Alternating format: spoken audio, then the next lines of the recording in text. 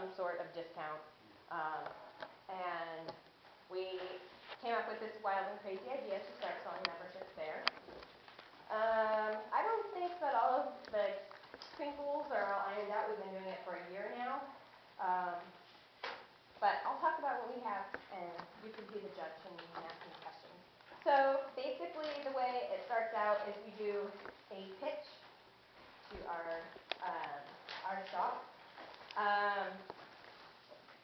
I give you the sheet. It's kind of bad. Is that to the staff or to the manager? Or? There's two, and let me show you the real one. So I can get a photocopy. They're two different colors for me, so I know which one goes to the staff and which one goes to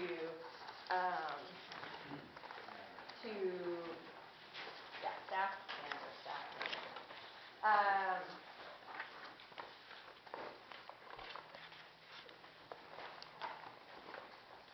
First one, go to the shop.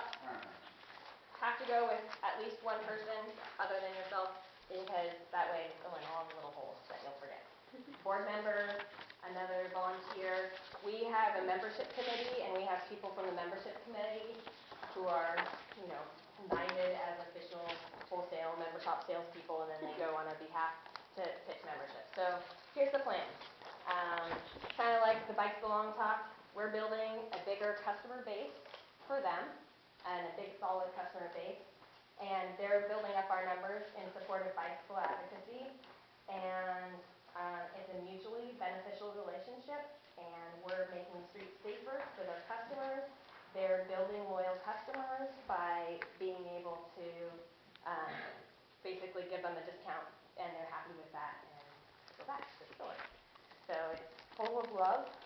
And also, the way we set it up, and it's controversial, I'll just tell you now, is that we sell our membership kits to the shops for $15, and they sell them for $25. So they turn a $10 profit. This makes them very happy.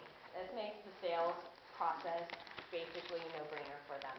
They turn more profit selling one of our memberships than they do on selling a helmet or a bike lock. So they're happy. And why is it controversial? It's controversial because they're supposed to be supporting advocacy. So why would they be pocketing $10 off each thing sold? But they can always donate money back to those that want to, right? And there's people and there's bike shop owners who are interested in doing that. So, it's not always dark and gloomy, but it worked. It made it easier to sell it to the bike shop. So. Did you try a different, Did we ever try? Nothing? Yep. You just started, this was your pilot number. Yeah. Numbers. Yeah. We went the route with the bike shop donating 100% of it back to us. Oh, yeah? And they sold a lot of memberships over a 3-year period. In the end, we realized it was not working for us or for them. And we're talking about a number of options, including wholesaling, but they're very uncomfortable with the wholesaling because they're wondering what people will think if they realize that they're keeping part of the money. So that's the problem. But you say it wasn't working for you very well. Well, what was happening is the reason that the bike shops were selling so many of our memberships is they were telling people that they could save 10% on the big purchase they were about to make right that minute if they also bought a membership, and it was killing their margin. And they realized they were the shop was giving us 100% of the membership fee, and they were incurring administrative costs to administer the membership program, so they were actually losing money on every transaction that involved a Mass Bike membership. And they realized this after about 3 years. It didn't work for you because? It didn't work for us because of the way they were selling the memberships. We realized when we did analysis that we had only a 16% renewal rate on bike shop members. That makes sense. Yeah, they're just like buying it to give money. So we have a slightly different variation on bike shop membership. And we talked to Landry's and worked with them, and so we're just now getting it set up. but we give a $4 premium in advance, kind of like consigned to the bike shop. There's tags all over the bike shop. Ask about a free gift. And then we do what we call advocacy technical clinic. So we go in there and give the talking points to the bike shop staff so they can boil it down to get to a membership quickly. And then we have, it's one price of membership. It's only the $30 membership level.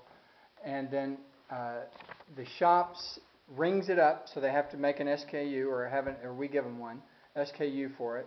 And then the shop keeps $5, and they give $5 to the staff person as a premium.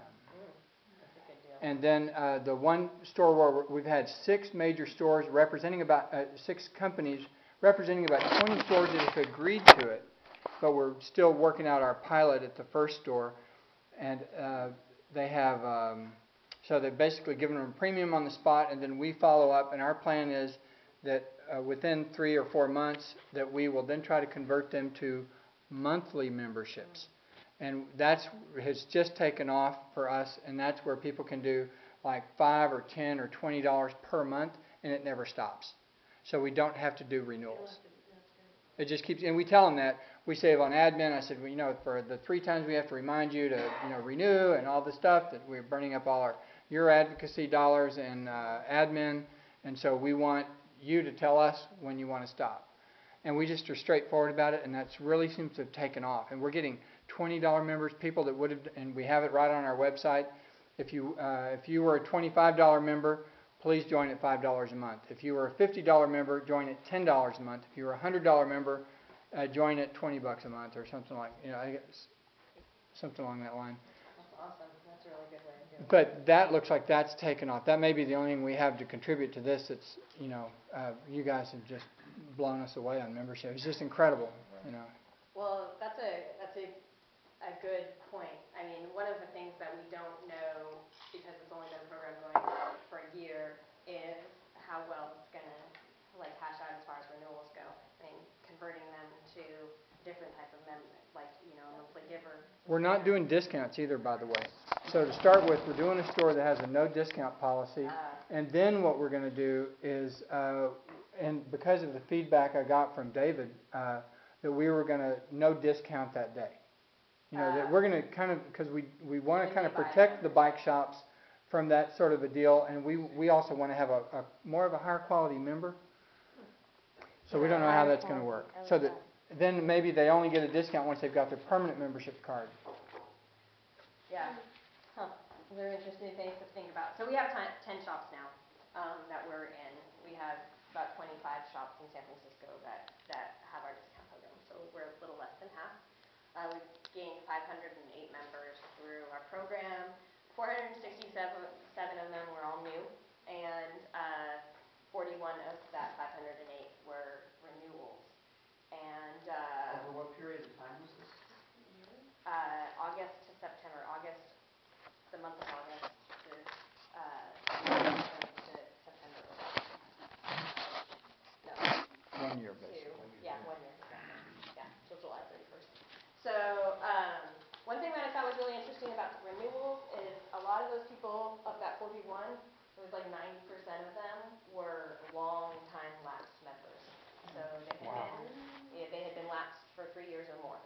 So I thought that was really What did interesting. you say, 90% of your... 90% of that 41 were 3 years lapsed or more. Yeah. How do you guys track all this data? Yeah. What system do you use? We just use a FileMaker Pro. We're actually, this is another discussion that we need to have over dinner or something, but about the great database discussion. Yeah. I mean, a lot of us are trying to look at other ones. We're actually testing out new databases. But yeah. Can I just say congratulations for doing this in FileMaker Pro? Thank you. Yeah, it's brutal. It's really brutal. But so let me talk a little bit about this. I get the guy to say yes, because it's obviously such a great plan for him and such a great plan for me. I shouldn't always say him, but in San Francisco it generally is the case. Give them our handy dandy order form. I would say this probably needs a little bit of updating, like we're